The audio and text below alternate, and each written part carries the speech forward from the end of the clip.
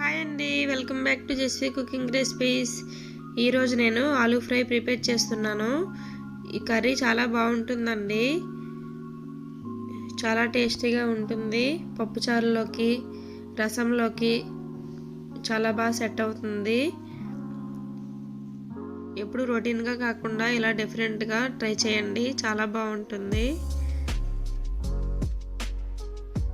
ఈ curry full recipe కావాలంటే నా ఛానల్లోకి వెళ్ళి తప్పకుండా చూసి ట్రై చేయండి, చాలా టేస్టీగా ఉంటుంది.